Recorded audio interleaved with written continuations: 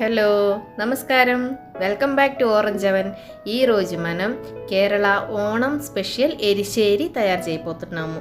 ఏం లేదండి, మన అలసందలు ఉంది కదా, అలసందలు అలాగే మామూలు ఎర్ర గుమ్మడికాయ వేసి చేసిన కర్రీ. ఇది చాలా టేస్టీగా ఉంటుంది. నేను ఒక కప్పు అలసందలు ఒక ఓవర్ నైట్ నానబెట్టి ఒక 2 విజిల్స్ దాకా ఉడకబెట్టాను. మరీ మెత్తగా ఉడికిపోకూడదు. ఒక కప్పు మన ఎర్ర గుమ్మడికాయ చిన్న పీసుగా కట్ చేసి పెట్టాను. ఇది కూడా వేసి మళ్ళీ ఒక్క విసిల్ వచ్చేదాకా ఉడకబెట్టాలి.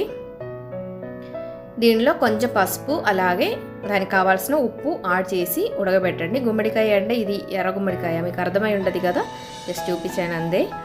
ఇది కూడా కలిపి ఉడకబెట్టండి. ఉప్పు అవసరానికి వేసుకోండి.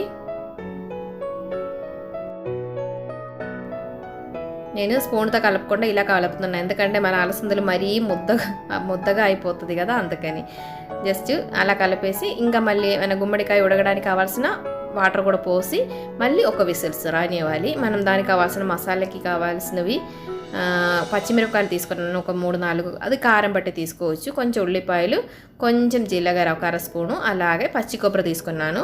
ఈ పచ్చి కొబ్బరిని ఫస్ట్ సపరేట్గా క్రష్ చేసుకోవాలి. ఇది గ్రైండ్ చేయకూడదు, వాటర్ ఏమి వేయకుండా జస్ట్ క్రష్ చేసుకొని తీసుకుని వస్తాను. చూడండి ఇలా పొడిగా అయింది కదా, దీనిలో నుంచి ఒక 2 స్పూన్స్ తీసి పక్కన పెట్టుకోవాలి. అది మళ్ళీ మనకి తాళింపులోకి అవసరం అవుతుంది, అందుకని సగం తీసి పెట్టండి, ఏం కాదు. మళ్ళీ కర్రీలోకి వేయాలి కదా, మిగిలేది మనం మళ్ళీ పచ్చిమిరపకాయలు ఉల్లిపాయలు అవన్నీ వేసి బాగా గ్రైండ్ చేయబోతున్నాము. మిగిలేదాన్ని వేసి బాగా వాటర్ వేసి సాఫ్ట్గా మెత్తటి పేస్ట్ తయారు చేసుకోవాలి. పచ్చిమిరపకాయలు మన కారం బట్టి అడ్జస్ట్ చేసుకోవచ్చు. చూడండి పేస్ట్ రెడీ అయిపోయింది కదా, ఇది పక్కన పెడదాము. మనం తాళింపుకి కావాల్సిన వస్తువులు రెడీ చేద్దాము. ఒక 1/2 ఉల్లిపాయను తీసుకొని చిన్న ముక్కలుగా కట్ చేయండి. అలాగే 2 ఎండి మిరపకాయలు కావాలి, దాన్ని కూడా చిన్న ముక్కలు చేస్తున్నాను. చిన్న ముక్కలు అంటే తాళింపులో వేసేటట్టు ముక్కలు చేస్తున్నాను. అలాగే కొంచెం కరివేపాకు కూడా. దీనిలో మనం కొత్తిమీర కానీ అలాంటిది ఏం వేయము.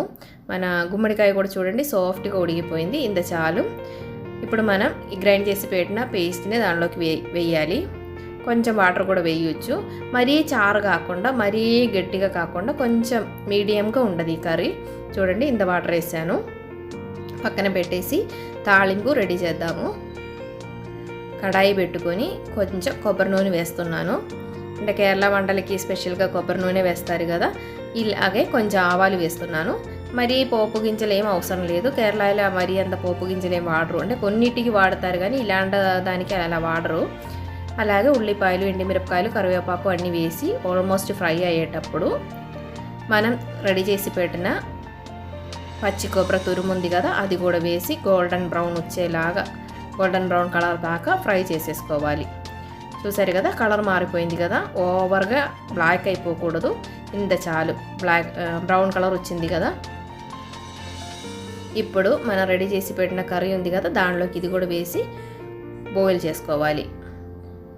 మిక్స్ చేసి ఉప్పు కావాలంటే చూసుకొని అడ్జస్ట్ చేసుకొని ఒక్క పొంగు వచ్చేదాకా బాయిల్ చేసుకోవాలి. చూడండి బాయిల్ అయింది కదా, ఇప్పుడు మనం ఆపేసి సర్వ్ చేసుకోవచ్చు. చూడండి థిక్గా ఉంది, మరీ థిక్ కాదు, మరీ లూజ్ కాకుండా ఇలా ఉండదు కర్రీ. టేస్ట్ చాలా బాగుంటుంది. మీరు ఇష్టం ఉండే వాళ్ళు ఒకసారి ట్రై చేసి చూడండి. అంటే అదర్ స్టేట్ది ట్రెడిషనల్ రుజీలు కూడా ట్రై చేసే వాళ్ళకి పర్వాలేదు, నచ్చుతుంది.